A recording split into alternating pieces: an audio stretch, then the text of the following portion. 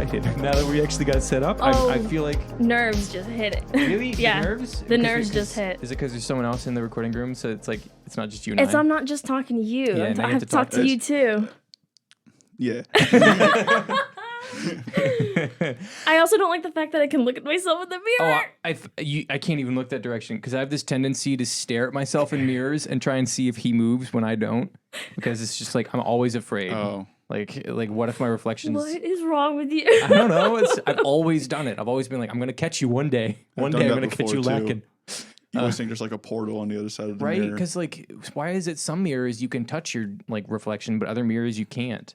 Actually, there's an explanation for that. Yeah. Please explain for that. If you're able to touch your reflection on a mirror, that means it's a double-sided mirror, which means they can see you on the other side. But if you can't, it's a one-sided mirror. It's a one-sided mirror. Mm-hmm. Oh, that's interesting. That is. No, I do that. This is going to sound strange, but I am clearly a woman. Every time I go into the restroom... Wait. Back up. Wait a minute. Hey, I didn't sign up for this. Women in the podcast? What? Gross. No, but every time I go into the restroom, I touch the mirror to see if it's a two-way mirror before I go to the restroom. But like... Yeah, it's a one-way mirror. Don't Okay, worry about it. good to know. Good to know. But isn't it like there are stalls, right? There's not always stalls. Sometimes it's just like you're in a gas station or something, and there's like... Oh, yeah. Gas There's just station. one I wasn't thinking about room. that. I was thinking about like a nice upscale bathroom where it's like there's stalls and stuff, and like are there mirrors on the inside? Like how many mirrors do girls need How in the many bathroom? mirrors? But also like sometimes like when you're done like in the stall, like you're trying to fix yourself, you're trying to look presentable, and like you're tucking in your shirt or you're fixing everything, and like you don't want to be doing that. Like somebody can see you on the other side of the mirror. Am I the only person that does that, who gets out of the stall to get ready? You guys can't answer. But I mean, No. I feel like I'm ready, like, because when I go in the stall, I'm ready, and then all I got to do is just pop out the Johnson, and then, I don't even, hands free most days, just hands. I don't like where this conversation went. You walk out, and then I'm just as ready as I was before, and if I went hands free, then you can just leave. Like, you don't even need to wash. Hands-free? Hands free. You never been hands free? Like when? Like peeing? Yeah, peeing. I mean, sometimes. Yeah, you don't need your I hands. usually wash my hands, though. I mean, am I the I'm gonna only leave. person? I'm gonna just head out. Am I the only person that doesn't always wash their hands? Okay, maybe I phrased that wrong. That's kind of gross, Taylor. It's like, okay, I'm done high-fiving you from now until ever. Well, this is Media for the Intellectually Impoverished. I am Taylor. I'm Randi. And that is Chris. Chris. Yes. You didn't let him say his own name. I'm sorry. I just wanted to steamroll. Don't worry. I want an introduction. Yeah. I see. Okay. You get to hear my name twice. Yeah. Okay. Yeah. My name is not Chris, though. It's Chris Lee. Yeah, Chris Lee. Yeah. Can you imagine being called Chris? I wouldn't like that. That sounds like a really bad rapper name. I was gonna say Hey, sounds it's like a rapper name. Chris. Yo, it's me, Chris. So It's like nice, a mumble you gotta rapper. say it twice. Yeah. That's his tag. It's Chris. So nice, you got to say it twice. It's like a monotone rapper. Hey, Chris. I'm gonna rap. Hey. B. Poverty. All right. Society. Yeah. So this is our first episode of Media for the Intellectually Impoverished with a guest. Hi, That's our guest. I'm your guest. His name is Chris. Or it's Taylor with a Lee. disguised voice. That's true. I could be using a voice modulator, and you would never know the difference. That is true. Except that Randy's probably taken photos of all of us. I have. Okay. I also took a video, and at the end of it, you looked right at the camera. I was like, no. Oh, I'm sorry. I didn't It's mean to do a okay. camera take. No. I should have warned you. I mean, it was on my part. You can just No, cut it's that out. fine. I just but- cut it out. Yeah. Yeah, we've decided that we've hit a point in life where we can have guests. Moving on, and All right, it's time for me to leave now. yeah, okay, bye guests. That's all we needed. Yeah, that's all we needed for you. No, so this week we're talking about. Let's let the guest introduce it. Do you know what we're talking about? Hang on. He needs to introduce himself. He needs to talk about himself. Okay, fine. Cool. how What's your name? It's Chris. Okay, good to know. Chris. Chris. yeah. Chris. Chris. Oh, there you go. Special guest Chris. That should be in the blurb or something. No, so what is it that you do? Like, you are a person that does things. I am. That is correct. No, I run a YouTube channel called Topographical Gang where we post a ton of sketch comedy. So, and that's been really fun. We actually just celebrated our 2-year anniversary. Yeah, I know. I mean, I'm happy for y'all vicariously, Yeah. but I'm also jealous because like 2 years of and you're finally like you're starting to get that success and it's looking good and you guys are on an upward trend and I'm just like, why can't we be 2 years in and on an upward trend? Like, why do we have to be? Hey, Because just we're wait 6 two- months in. Just wait 2 years, dude. It took us like a year and a half to like even get any like more than 400 subscribers. Yeah, so. but you guys are doing hot. What's your subscriber count right now? 8,300. That is really good. Whoa. Yes. That's really good. So it's been fun. You guys post bi-monthly? Bi-weekly. Bi-weekly. Bi-monthly. What is it? Wait, I thought like bi-weekly meant twice a A week, week. right? No, I thought bi-weekly meant every other week. Maybe it does. Hey Siri, Oh my God. what does bi-weekly mean? As an adjective, it means appearing or taking place every 2 weeks or twice a week. It means both. Yeah. It can Oh. mean Oh, every- that. So it was bi-weekly. Yeah, Yeah. So we post twice a week. And I don't yeah, like and that. also every other week. yeah, that's true. Um, Oh, we don't post twice a week. We post every other week. yeah, there we go. There you Wait, go. wait. You've been in one. Yes, I Yeah, was. you're in our most popular one. And I can only attribute that to the fact that I was in it. Nope. Yeah, that's true. Nope. About you, man. No, you and I were in that one together. It was so much fun. I was still a young babe, but when it came to jokey comedy stuff, That is true. You did a great job. We destroyed a TV together. yeah, I got on fire. Yeah. For a half second, you yeah. were grabbing fire. Yep.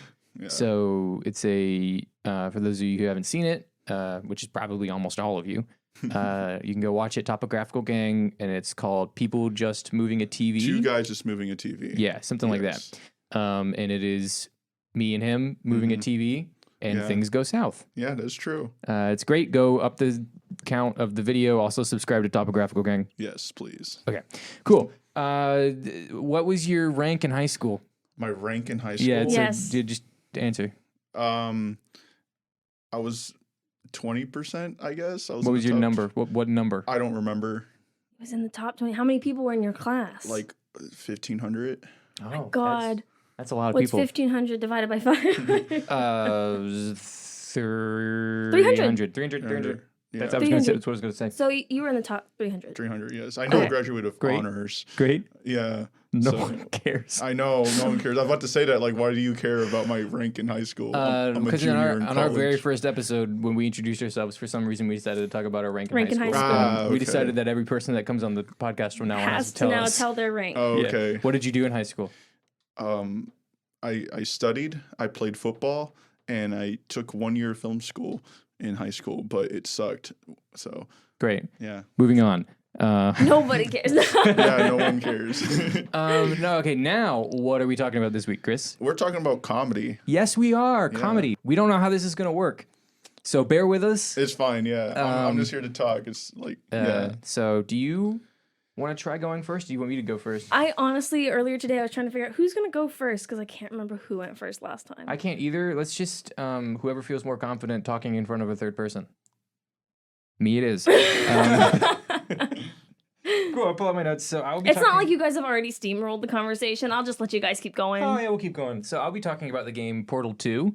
Fun. I It played is. that. Yes. before. Have you beaten it? I have beaten it. You could do fair. I'm sorry. You could. I have played Portal 2, and I Nice. have beaten it, but it was like 3 years ago when I did that. Yeah, same here. But it's a great game, and I went back and rewatched some clips of it. And the comedy in it is stellar for like multiple reasons. I think the biggest one being that the performances are really good. And so let me give a brief synopsis for Hang this. on, before you do that, I think we need to go back to comedy. We need to. I thought that we should explain comedy, explain a couple of different types of comedy, just to get everybody on the same page. And maybe you should have gone first then. Maybe I should have. All right, well, let's explain some comedy then. Okay, I actually looked up like definitions. Oh, fun. Do we want to? Because I like coming up with games. If you haven't Perfect. noticed that, they're bad games. They're guessing games. So I could give you like a category of comedy, and you can name media that has. Let's do it. Let's that do it. Comedy. Fun. Okay, so I'm gonna start you off easy. A rom-com. What am I supposed to do? Answer with a movie. What's a movie, a television show, Piece of anything media with in a that genre. rom-com? Hitch Hitch. with Will Smith and Kevin James. Ah, okay. You're Yes. right. You're right. I've seen bits and pieces of that, and my parents are always like, it's the same thing with Saving Private Ryan. Whenever Hitch is on, my dad watches it and then asks everyone in the house, "Have you seen Hitch?" And we're all like, "Yes." And I'm like, "No." And he's like, "Oh, great, let's watch Hitch." And then I don't watch it. Ah, Great. It's And pretty everyone- funny. Like, I mean, it's pretty good. I definitely believe it. Will Smith is hilarious, but I just never Yeah. got I just like perpetuating violence in my own household. What's the next? So a rom-com is a romantic comedy. It's usually driven by awkward tension between two parties who are attracted to one another, or somebody pining over somebody else. So that's the definition Of a rom-com. of a rom-com. Indeed. Okay, sitcom. Easy. Big Bang Theory. Easy. Or Okay. MASH. I wanted to say MASH I because know like you MASH. did. Or Everybody Hates Chris. Everybody hates You're coming in Chris. with the old references. Yeah. Okay, a sitcom is a situational comedy centered around the same characters throughout different episodes, and it usually revolves around crazy antics. Next one, sketch comedy. SNL. Oh, I thought we were gonna Okay, one Say second. it at the same One. time. Okay, take two. Topographical gang. There we go. Perfect. Okay, sketch comedy. This is the definition that came up when I looked it up, so don't get mad at me if it's wrong. Jokes done in short stories or sketches, usually with different characters in each one. Yeah, that's it. Yeah, that's about right. Okay, a stand-up comedy. John Mulaney is a stand-up comedian, Mm-hmm. as well as Brent Morin and other comedians. So it's usually one person who tells jokes or interesting events directly to an audience. Mm-hmm. Yeah. Is that all the Perfect. comedies in the world? No, there's many more. Do we want to keep going with this? How or do we many? wanna How many speed do up? you have? I did a lot. Okay, I'll just run through the rest of them. I got farce, dry humor, satire, slapstick, and dark humor. Oh. Let's do dark humor. I want to explain dark humor. Okay, dark humor. You want me to explain it? I want you to explain it. Oh, okay. Oh, Because because you're you're in in a Dark movie? humor makes light of taboo or serious topics. Oh, so Okay. like What We Do in the Shadows or Yeah. Bernie or something like that. Bernie. Have you heard of Bernie? I've never heard of Bernie. What's Have you Bernie? heard of Bernie? I have not. It's this movie with Jack Black where it's based in Texas. It's a true story. Ooh. And yeah, it's based in Texas about a guy who's a morticianer, but an old lady really likes Jack Black, who's the morticianer, and he's like, "You're gonna work for me now. You're gonna take care of my old body." And then Jack Black was like, "Okay, I'll do it," because he was a pushover and like he let anyone steamroll him. I guess a spoiler, in the middle of the movie, Jack Black can't take it anymore, so he kills the old lady. Whoa. Yeah. But the funny thing is, Jack Black was so nice to everyone in the town. Whenever he goes to court, everyone wants him to be free because they were like, "Thank you for killing the old lady." Wow. Yeah, and That it's- sounds great. I think the craziest thing is like it's all based on a true story. It's based on it's based on a true story. Yeah. You forgot that I forgot fact. that. No, Yeah. because it's just so absurd. Yeah. Oh wow, Like that's they actually interesting. bring like actual interviews they did with the people in town. Everyone was like, "Good riddance, she's dead." I'm like, "Oh snap, cool." Oh, okay, Oh, great, snap. nice. Yeah. Ooh. It's a great movie. I would recommend it.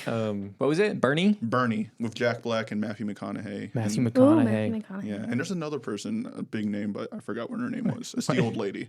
It's the old lady. Good- Anyway, cute. so Okay. Portal 2 is ahead. Portal 2 is a video game.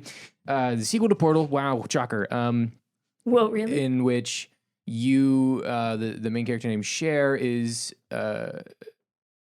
So basically, in Portal 1, you are you also play Cher, and you're stuck in this facility that is obsessed with testing this portal gun, and you run through these tests, and this robot guides you, and you're basically trying to get free.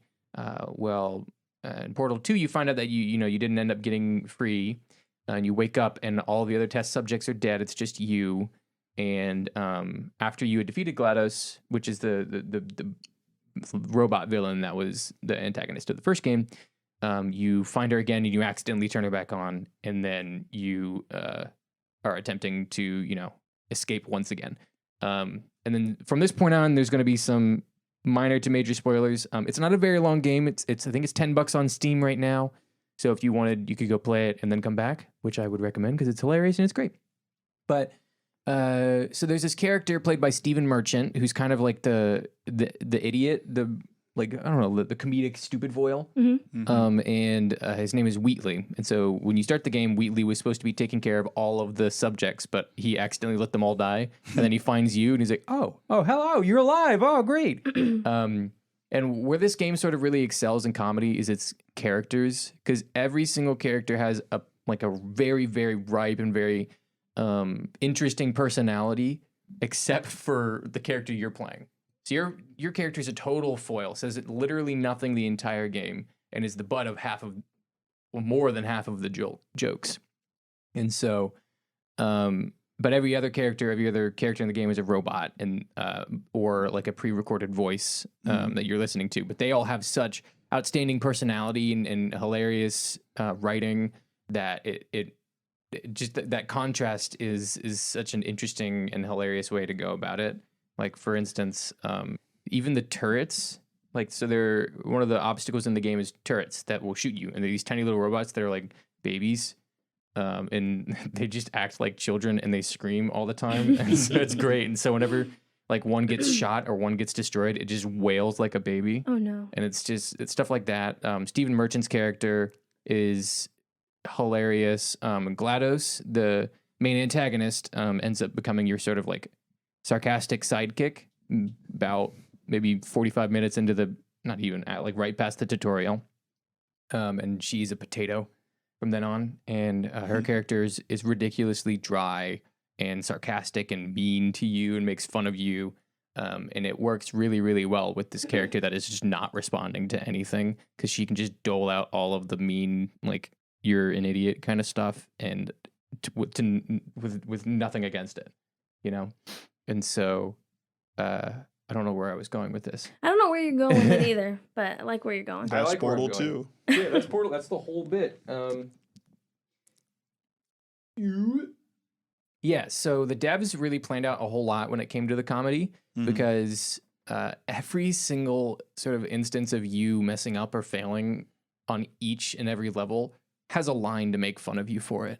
So if you jump and you miss the jump initially, they're like, well, I guess you couldn't jump high enough, could you? Or it's really dumb stuff like the character Wheatley. If you break all of his monitors, he starts yelling at you for breaking all of his monitors. Stuff like that. And the writing in it is impeccable because it's so self-aware at the same time that it's not self-aware. Because all of the characters are, for instance, there's one chapter. It's the chapter where Wheatley kills you, named "This is the part where he kills you." The first line is, "This is the part where I kill you," and then you get a trophy saying, "This is the part where he kills you." And then he tries to kill you. No, wait, really? Yeah, he does. Yeah, this is the part where he kills you. Why didn't they give us any warning? I know, it's insane. But the entire game, I think, does a really good job of just, it's very sketch-ish, you know, because it's so short and it's very quick-witted and awkward humor, which is something that I enjoy so much. Because awkward humor is great. Awkward humor is the best, Yeah. especially if like you are an awkward comedian and you can make someone have an awkward silence. Like I've been talking about for Topographical Gang, I've been wanting to write a sketch, which I haven't because I'm so busy doing everything in the world that's not that. And where it's just two people sitting in a car in an awkward silence for like 5 minutes, and that's the bit. That's the whole bit. Oh snap! Not for 5 minutes. Oh, that's what's great because what happens is it's funny at first, and then it stops being funny for a little bit, and then at a point it gets funny again. At the point it gets funny again, and then at that point it stops being funny, and then I end it because I don't want to end on a happy note. I want it to end on an awkward note. Well, you're so strange. I can see it work. I can see it working. There's been a ton of movies I've seen with awkward energy that has like it's worked. Like it's weird because usually awkwardness comes with silence. Like what the heck is going on? Like I'm really uncomfortable, and that uncomfortableness people like it for some strange reason. Because I think it's not because it's because it's not happening to them. That's why. Yeah, it's like another piece of media that does awkward humor really well is The Office. I was about to bring that up. Are you about the Scots for Tots episode? Yeah. No, see, but so you guys are thinking it's actually like funny. No, for me, I forget what it's called, secondhand embarrassment. I think is what I cannot watch those episodes because it hurts my soul. Too much. I couldn't watch them either. Like I remember like having to look away, and I couldn't be like, oh my gosh, just like move on, please. Please, just go to the next thing. For reference, there's an episode of The Office named Scott's Tots. It's pretty late in the show. Oh man, we have to talk about this. Do we have to? No, let's talk. We got it. And in the episode, basically what had happened is the boss, played by Steve Carell, he had told a bunch of kindergartners that he would pay for their entire college careers if they graduated high school. And then it gets to that point and he doesn't have the money. And so he has to sit through this entire like presentation Of them thanking thanking him, yeah. Yeah. And they've done all this stuff to thank him only for him to be like, I can't pay for your college. Not only You both are laughing right now? I know. It is not funny. That wasn't even the worst part, though. Like, I can't pay for your college, but I did get you all one thing, and he pulls out laptop batteries. Yeah. Yeah. They're not laptops. They're laptop batteries. That is true. They're Yeah. lithium. He did end up paying for a kid's books at the end of the So episode, at the end of the, like, sort of the redeeming thing is he pays for one of the kids' books for every semester. Yeah. But it's so unbearably awkward because just seeing him sit there and he's like crying. Yeah. Because he's like, I can't do this. And they're like, oh, it's okay. It's okay. You did this for them. And he's like, you don't understand. But yeah, that type of humor is something that I definitely find the most funny out of all of the other types of humor. But that's just me because I'm an awkward piece of shit.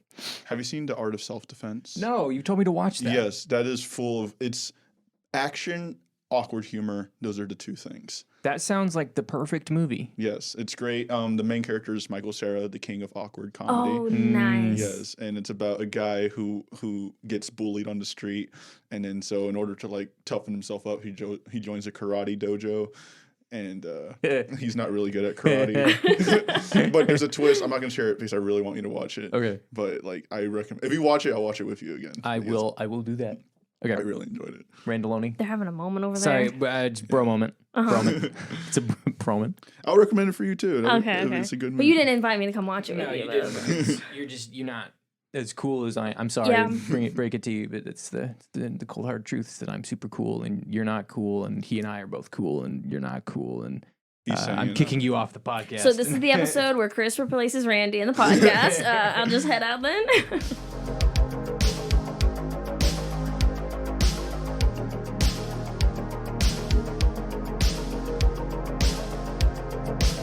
One of the things I really, really enjoy about Portal is it has, like I said, what? I'm sorry, Chris. He just got real up close to your face. Oh, nice. We're really close quarters for this recording session because we're in a different room than we usually record in. And but so, he was like excited to do it. Like he just had a big smile on his face. He was It's time for Portal. Portal 2 is returned. Tell me more, Taylor.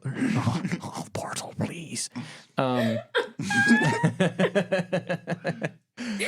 I really enjoy is the voice acting performances. Like above all else, that's really what sets the bar, because the game, it's puzzles, they're confusing and they're good puzzles and it's an interesting game, but what makes the game memorable is not the puzzles, it's the characters and those portrayed, like the character Cave Johnson, who is the creator of the portal gun, and you realize halfway through the game that like he has these pre-recorded messages for people who are taking tests, and you find out that like basically to make the portal gun, he's been going insane because of like the moon dust in the portal stuff. And so at the very end, he has this huge rant about burning someone's house down with lemons. Yeah. So you say they have really good voice acting? Yes. Could really, you really like do an imitation of it? there we good. go. Of J.K. Simmons? Yeah. Cave Johnson? Uh-huh. Oh, shoot, I have to remember the line. Now I'm on the spot. Now I feel like I won't be able to You do were it. you were spouting out lines earlier. You are an improv. You could do this. Yeah, I can do it. Your scene suggestion is J.K. Simmons. J.K. Simmons in Portal 2. Thank you. That's very specific. When life gives you lemons, don't take the lemons. Squirt them in life's face. You know who I am? I'm Cave Johnson, the guy who's gonna burn your house down with the lemons. I'm gonna have my engineers bioengineer a lemon that can burn your house down. That's great. That's the general vibe. We actually got J.K. Simmons in for that. For that those part. 10 seconds. Yeah, I that wasn't didn't- Taylor. Yeah, it was actually J.K. I channeled J.K. Simmons in spirit. I am. Isn't that like a fun thing to think about? It's channeling someone's spirit who's still alive. Like, what happens to them? What happened to They J.K.? just slump over. He's like in the middle of dinner and he's just like, oh wow, this food's. He's filming a State Farm commercial or something like that. At State Farm, we can. Oh wait, I think it's Allstate. No, it's State Farm. It's State Farm? Yeah, we insure, we cover everything because we cover a thing or two because we've seen a thing or two. And then like he passes out. JK. JK. And he wakes up and he's like, see what I mean? I'm insured for that. Yeah. We've seen that before. Oh man. But yeah, J.K. Simmons does a good job. I wrote down all of the voice actors and the main ones. So there's Stephen Merchant, who plays Wheatley, who is the comedic foil and the comedic antagonist, spoiler, for the majority of the game. GLaDOS is played by Ellen McLean, who is the original antagonist and then, reprises her role as your sarcastic sidekick. And then Cave Johnson is played by J.K. Simmons. All three of those are really, really well-known voices. And it is so enjoyable to just play it. Because I thought about it like, there are games that are funny, and there are games that have funny bits, but there aren't very many games that are comedy centric. Mm-hmm. And I think that Portal 2 definitely is one of the few games that you can say you can point to and be like, this is a comedy game, and this is a game that you should play because it is funny. I mean, another comedy game is Garfield's Dog Punter. It's on the Garfield website, and I think that's pretty funny. You haven't please go into detail. Yes. What, So classic Garfield. He kicks the other classic character, Odie. Odie. Yeah, you know Odie. I know Odie. Yeah, You yeah. know I know Odie? Odie. One of the recurring bits in the comics is that he likes to kick Odie off the table. So they made a flash game called Garfield Dog Punter, where you try to kick Odie as far as you can off the table, and it was hilarious every time. Yeah. What's your high score? I don't remember because I don't think I've played that since I was like 15. And Are you telling me you haven't gone back to check and see if Garfield Dog Punter is still online? Unfortunately, no. That was the last time I was happy.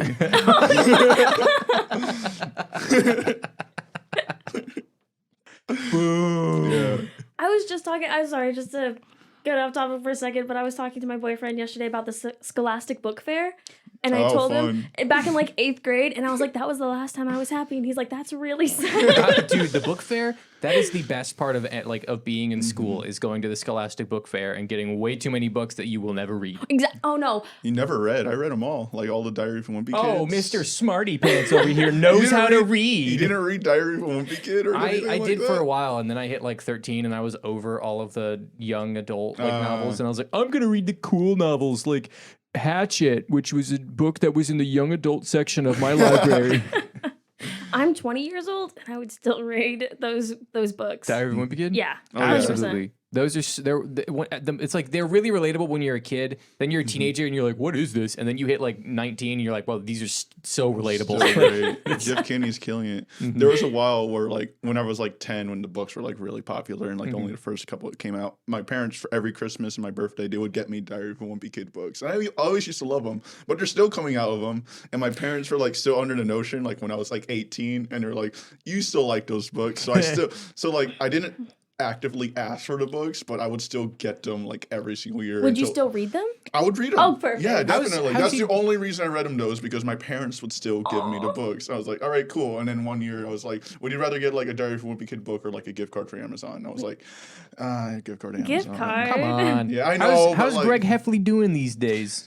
He's still in junior high. He actually has. How? He actually like kind of broke the fourth wall in one book where the book starts off with like, I felt like I've been in middle school forever, and I'm like, oh snap. Oh okay. my goodness. I love it when Existential that happens. crisis. How many books are there now? There's They're- got to be They're like, still coming out of them. and they've been coming out like at least once a year. Yeah. I want to say There's got to be 10? at least There's 10. more than that. There's There's gotta be more like than 15. 10. Yeah. I know that I have like 7 of the books. Yeah, And that's when same. I last and Hey, I stopped Siri. paying attention. Oh my god. How many books are in the Diary of a Wimpy Kid series?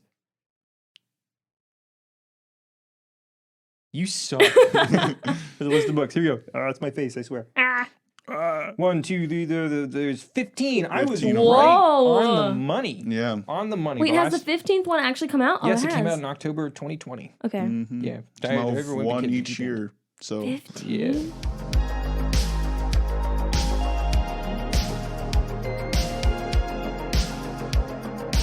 Okay, so I'm going to be talking about comedy. Wow, shocking. Well, you're talking way. about comedy, and I'm talking about comedy. I know, that's What are you talking about? comedy. Oh my god! Wait, if you're talking about comedy and I'm talking about comedy and she's talking about comedy, Who's then driving the bus? Who's driving the bus? I love that bit. People hate that bit for some reason, but it's so good. You're like turning around in your chair. She didn't want to cry into the microphone.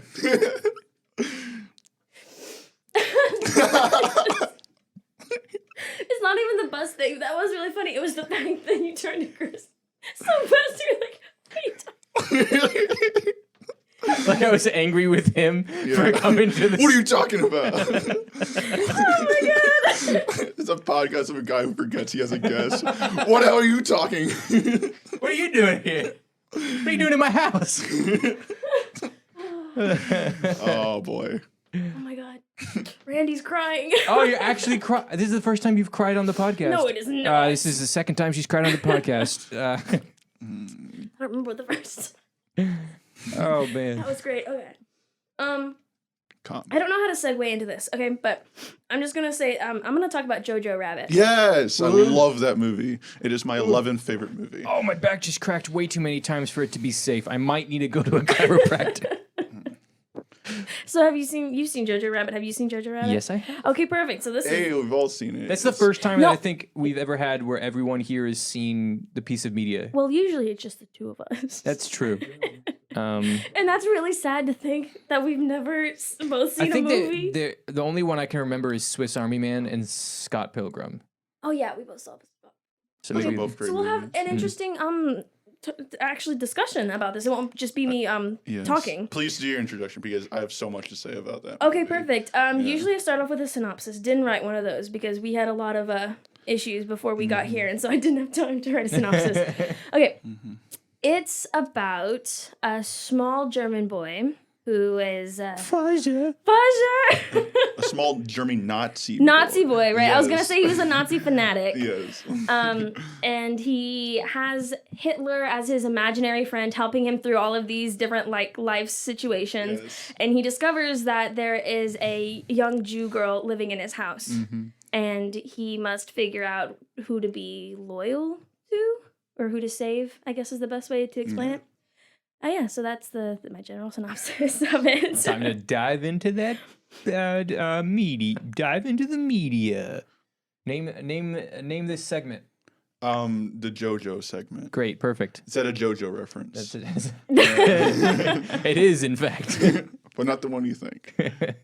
Okay, so we didn't get to talk about all of like the types of comedy that I wanted at the beginning, so I'll just briefly go over the ones that were important to my topic, which was satire. So satire is making fun of where is it? I was reading the wrong thing. Satire is the use of humor, irony, or exaggeration to ridicule people's stupidity. Mm-hmm. That is definitely Stupidity JoJo specifically. Rabbit. So can you guess what's gonna happen in JoJo? Making fun of some stupid stuff. Maybe a guy in particular. Maybe one Wait, guy that yeah. happens to be an imaginary friend with a terrible mustache. Yeah.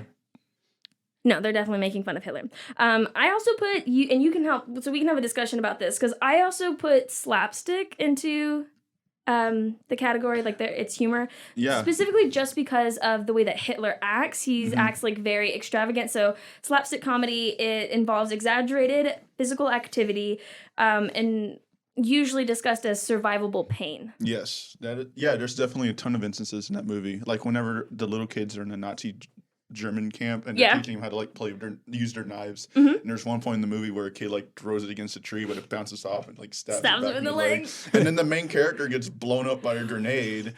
Oh my god, How and do then you- he's like being wheeled into the hospital Yeah, and he exactly. lifts up a bloody thumb. That was the That was funniest so thing. funny. My favorite part is near the end or near the middle of the movie when all the Boy Scouts were drafted into the war, and then they've got these two like 8-year-olds with a bazooka. Yeah, it's so great. I wrote that. I was like, kids should not be soldiers. it's good. Okay, continue. I also classified it with dark humor. Yes, Yes. I would agree. Because it's about Nazis, which Hitler. which is dark. See, I just wasn't sure because it wasn't specifically talking about the Holocaust. That's true. But I think what was our definition for it? It was just like joking about things. It's that making light of a taboo or serious topic. Yeah, and this is I feel like Nazis is Nazis a serious topic? Yes, it's a Then serious topic. Yeah. Definitely should not. I mean, I was gonna say shouldn't be joked about, but This Taika movie jokes Waititi about- does Yeah, a great job. He exclusively jokes about He Nazis in this exclusively- movie. What's crazy about this is when Taika Waititi was pitching the movie, he usually whenever you pitch a movie, you give a log line and stuff. But whenever he went around pitching, he would be like, Nazi German boy has an imaginary friend who's Hitler, and people would stop Taika Waititi. He's like, no, we don't want any part of this. So it said Taika Waititi what he would do. He just wrote the entire script. And he's like, here, read it. And then we were like, okay, the script is great, so we'll do that. Yeah, so That's awesome. Yeah, it was really hard to pitch Nazi boy with imaginary. Oh no, I Yeah, can well, imagine. obviously. Yeah, it was Yeah. like I just wrote the entire thing because I knew it was going to be great, and then he gained it off, and people were like, "Yeah, that could work. That's going to be great." And he's not like, what else has Taika Waititi done? He's done Thor Ragnarok. He's done Boy. He's done Hunt of the Wilder People, Eagle versus Shark, and What We Do in the Shadows. I've seen everything that he's made. Eagle versus Shark. Eagle versus Shark. What is that one about? It's a coming of age story about two people who really like to dress up as animals, but one guy's a dick about it. And yeah, it's his first movie, but you can tell it's his first movie. It still has the charm. Like you can see Taika Waititi influences. Like, okay, that's a Taika Waititi, but he's still trying to refine his skills. And then the very next movie he made was Boy. That movie is freaking amazing, and I love it. They're all comedies, by the way, but it's really cool. I recommend every single Taika Waititi movie. Okay, since we're already talking about the director, I'll move on to things about him. So I'm sure you can discuss a lot about what his other movies are like. I've only seen Jojo Rabbit, but from what I saw in Jojo Rabbit and from the little research that I did, he's really good at combining comedy and drama Yes. and sadness Yes, into his perfect. films. Yes. And you can see that throughout Jojo Rabbit with because the kid is very lonely and he's obviously a fanatic for the Nazi group because he's so lonely. He wants to be a part of something. Yeah. And once he finds this Jewish girl, he realizes that he can be friends with somebody who's not a Nazi. Yeah. But he blends this comedic these jokes in with this very deep underlying theme. Definitely. Yeah, I guess to go on top of that, Taika Waititi is a hilarious man. But what makes him a really great director is his ability to combine comedy and drama. Because usually whenever you make someone laugh, it's them being open with you. It's like, hey, I want to forget about everything. I want to just I'm laughing at this joke. That's all I'm thinking about right now. And Taika, there's this point in the movie where Taika Waititi has a ton of jokes with Jojo, and he's going around putting up signs. And he meets his little friend who's obviously really cute. And that's Yes. awesome. And that's all you're thinking about. Jojo's having a great time, but then it goes to the camera points out and it goes to the shoes of the mother. So Yep. that part, the only reason that worked is because Taika was able to take the comedy and open up your heart, and you're I'm ready to take everything in because I'm ready to laugh. But then the thing that he puts in there is a couple jokes, and then he puts in the shoes, and then hit you that much harder just because you're looking for a laugh, and then Because you you're gotta- open to it. yeah, you got to punch to the heart instead. So Taika Waititi is something I want to replicate as a director myself because it's easy to be funny, it's easy to do drama separately, but to be able to combine the two, that's magic right there. Because if you're not funny, then the drama won't work. But if you're not dramatic enough, then the jokes won't work either. Yeah. Yeah, it is a very thin tightrope to walk. Yeah, and Taika Waititi does a beautiful job doing it. I love that man.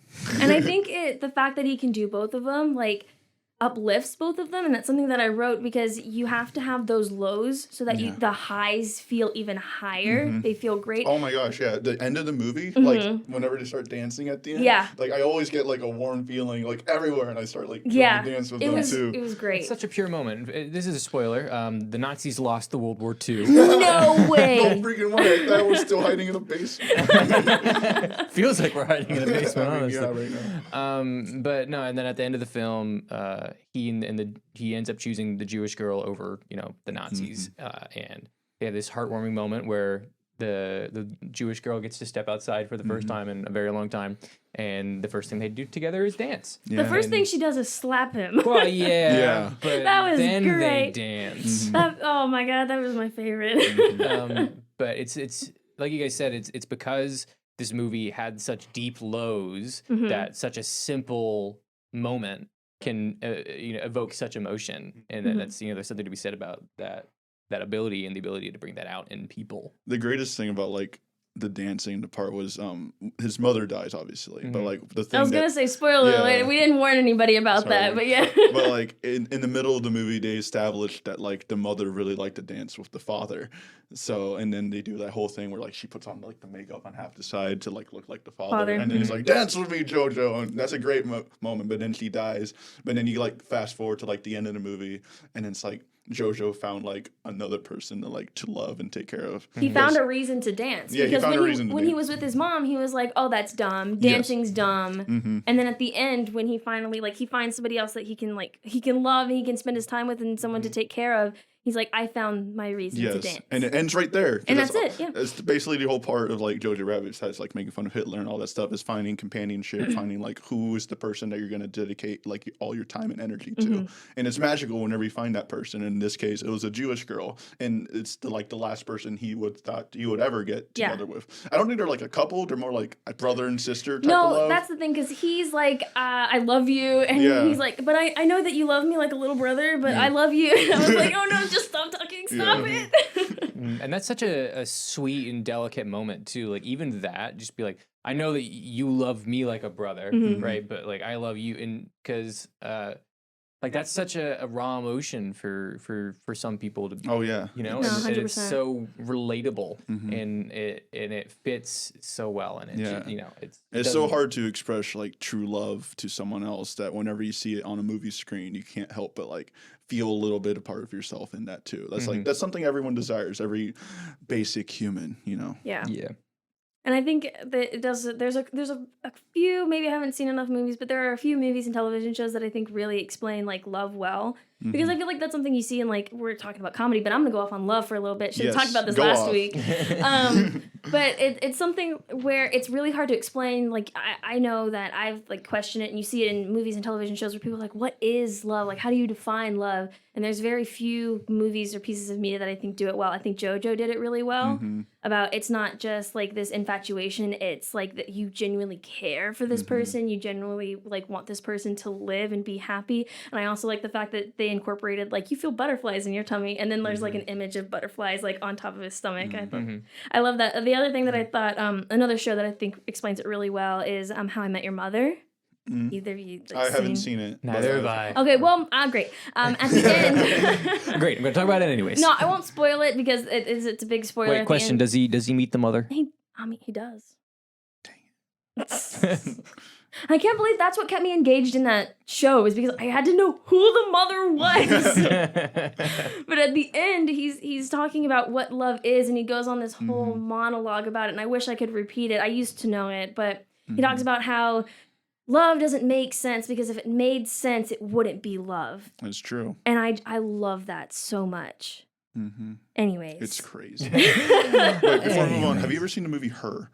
I have not, no. If you want a movie that's all about like love in a weird way, Her with Joaquin Phoenix is a beautiful, beautiful movie, and you will see the ending. It's the last shot of that movie, and you will just cry. You want to hug everyone around you. Oh. Yes, it's amazing. I highly recommend it. It is weird. Like, it's a movie about a guy falling in love with like an AI robot. And oh no! Yeah, Joaquin Phoenix has the most interesting roles, though. I will say, like, there's some parts that are like uncomfortable to see, but like it all like wraps up to the final shot, and like there's two characters in the final shot, and they do something, and you're like, that's all. Silence. I was silenced. I opened my mouth. And, for those who can't see. Yes, it's amazing, and I highly recommend that movie. It's just beautiful too. Like, it's what's our list right now? We've got Her. We've got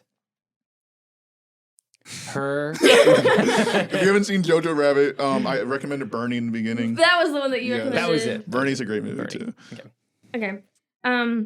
Going back to what we were talking about, comedy and drama, the other thing that I thought he did really well, and the way that he blended these two things, was his use of slow motion throughout the film. Oh yeah. So at the beginning of the film, he uses slow motion when spoilers, I guess. I mean, you already gave away the biggest spoiler. Yeah. But like Jojo, he takes like a hand grenade and he's running off because he's gonna do it, and he's gonna be the best. And Hitler is falling behind him and like doing this crazy like dance in midair, and it's all slow motion. So you have that like really high, like comedic, like it's perfect and blissful and everything. And at the end of the movie, you have where Jojo's world is falling apart, and that is also in slow motion. Yes. Oh, I never got that connection. Yeah. Till now. Yeah, it's pretty dope. His use of slow motion in both like the happy and the sad. That is really interesting. Because like in both of those moments in real life, sometimes life feels like it slows down. Yeah. And so that makes perfect sense to put it that way. No, definitely. His Taika Waititi's subversion of expectations, I think, is what also, like, I think you had mentioned that earlier, and I wanted to segue, and then we got off topic. But his subversion of expectations, because when you go into the film, I went in completely blind. I knew it was a comedy, but I was like, how is this going to work? And so I was not expecting Hitler to be this flamboyant child. He's a nice guy. Like, I would hang out with him. That's what makes it so funny, is that you would never imagine Hitler in full like swimsuit getup under the water. Like, it's so funny. And he's played by Taika Waititi too. And that's great. Yeah. And he does a great job of playing him. You know, the only reason he played it was because the studio wanted him to play it. Oh, really? Okay. Yeah, it's great. And also, like, it was fun because there was like an interview with him. He's like, because he directed it too. So there was times where like he would like walk around in a Hitler costume, having to direct his actors. And then he was like, there's times where I forgot where like I was in a Hitler costume. So like there's times where like I realized like, oh, you guys don't have to listen to me. Like, doesn't he star in the other movie that he directed, Shadows? We in the Shadows? He acts in his own movies a lot. Oh, okay. So What We Do in the Shadows, Shadows. He's the main character in that. And Thor Ragnarok, he's Korg. You know, He's Korg? Yeah, he's Korg. Oh, that's why Korg is so good. Korg? I've never seen Thor. My name's Korg. Made of Brooks. I made pamphlets, but it wasn't enough to go around, so we couldn't start a revolution. Something like that. That's such a good bit. That there's not enough pamphlets to give to people to start a revolution. It's like we could have started it, but there weren't enough pamphlets to go around. Yeah, so. I just love New Zealand accent too. That's where he's from. In the movie Boy, I highly recommend it. But like, there's this one phrase that he says. He just calls people eggs. It's like, you egg. And I started calling everyone eggs. Whenever it's like, hey, you egg, stop doing that. Dad's gonna get mad. Yeah. What, you egg? Shakespeare. The other thing that I want to talk about, we were talking about this earlier with awkward comedy, and I feel like he does it as well, but not to the same extent, where it's not like awkward silences, but there's awkward situations. Like, I thought that the moment that you had said earlier where the mom is like dancing with herself as the dad, that's very awkward. Like, to watch your parent, like, imagine Jojo's like, it's very awkward to watch your parents like dance, and you're like, I don't want to see that. It's like, that's weird. And then they like invite him, like, come dance with me, and you're like, that's just embarrassing. Yeah, you don't want to do that. Because you're looking through the eyes of Jojo. Of Jojo, and like whenever you see your parents dance and they're inviting you to dance, like, oh, I don't want to dance for my mom. Yeah. Now I'm my mom. But they call awareness to the awkwardness, which I think, I mean, I like that. I like that way more than I like the awkward silence. I found myself laughing a lot more out loud with Jojo Rabbit than I ever did with like The Office. Yeah. I forget the name that one of our professors came up with for what you call breathing out of your nose when you laugh. Like, he came up with a word for it. Brafter. Brafter. I'm coining that new term. Brafter. But I laughed out loud in the library watching Jojo Rabbit, and people would just kind of look over at me like, don't look at me. No, don't look at me. But some of my favorite parts were like, so the Jewish girl who's hiding in his house, like, she tells him that I have like a fiance, Nathan, and he starts writing letters as Nathan. And at the end of the movie, she's like, Nathan died a year ago, and he's like, well, okay then. Like, they just like, I don't know, I love that. I think that's so funny. It's all great. It's all charming. I love it. The other thing is that and something that Taika Waititi does really well is that you're not laughing at the characters, you're laughing with the characters. I'll say this with an exception. You are definitely laughing at Hitler. Yes. You are not laughing with Hitler. You are definitely laughing at him. But when it comes to like what the mom does, what Jojo does, what some of the other characters do, you're definitely laughing with them because they know what, I feel like on some like level they know what they're doing is awkward. Like Jojo calling attention to be like, oh, well, this is awkward that he's been dead for a year and you didn't tell me. Like, they're calling awareness to it, and so they're aware of it, and it's really inviting for the audience to be like, oh, because it's difficult when you feel like you're laughing at someone, and that's why slapstick is so funny, because it's survivable pain. You're not laughing at someone who's actually in pain. And so for this, it's funny because you're watching somebody who is aware of like the ridiculousness that's going on.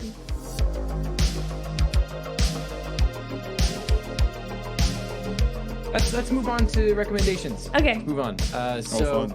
this is the good part. This is the part where we have movies where we recommend and things that we recommend that are akin to basically that fit into this category. Yeah. So He's listened to the podcast. He knows. I have. I listened to the first 4 episodes. Dude, 4 episodes? Yeah. That's farther than most people get. Oh, fun. There we go.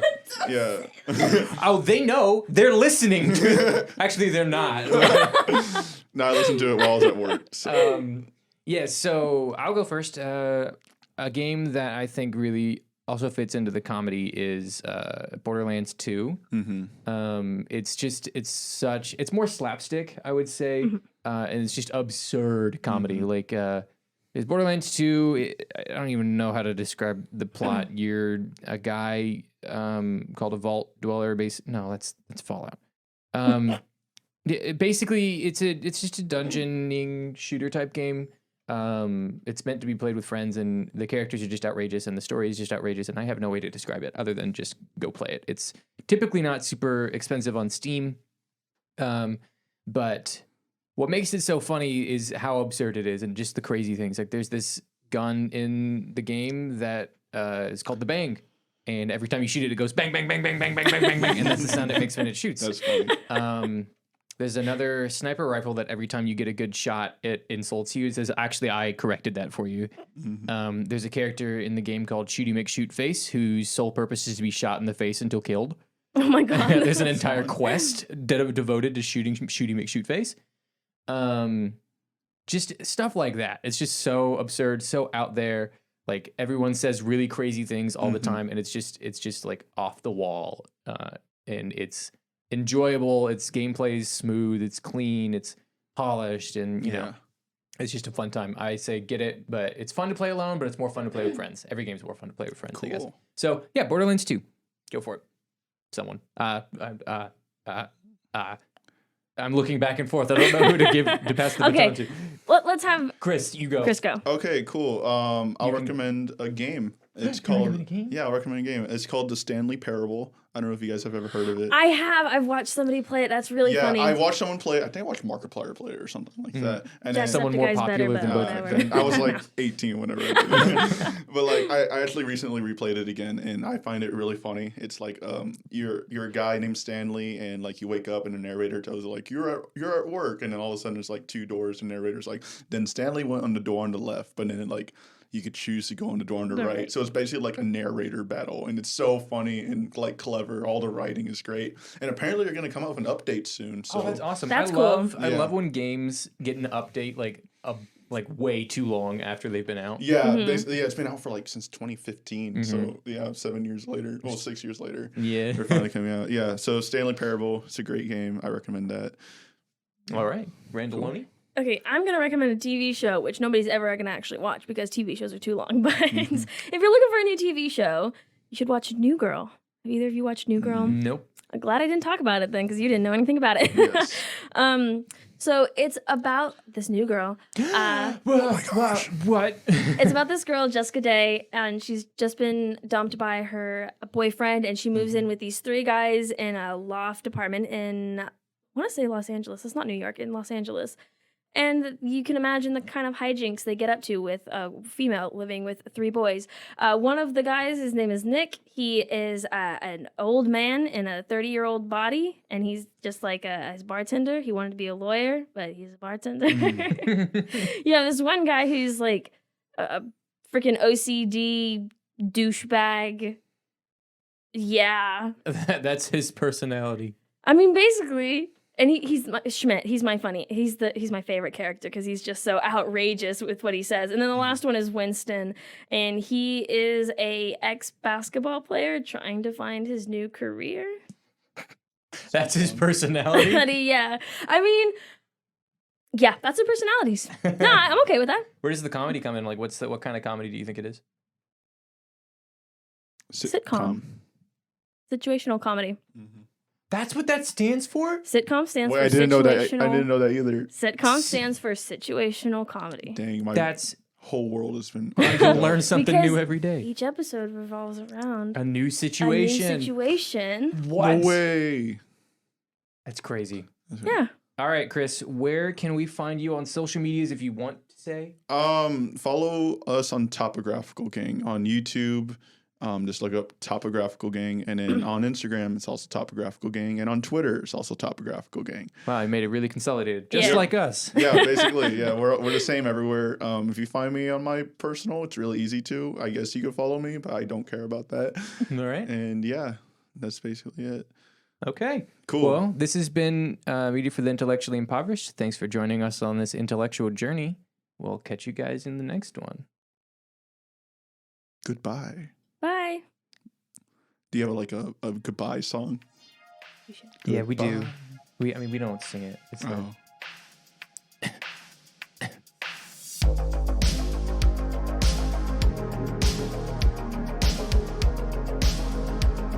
Media for the Intellectually Impoverished is produced by Trey Taylor Smith and Miranda Randy Zapes.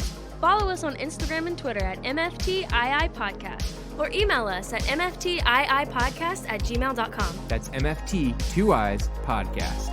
Thanks for listening.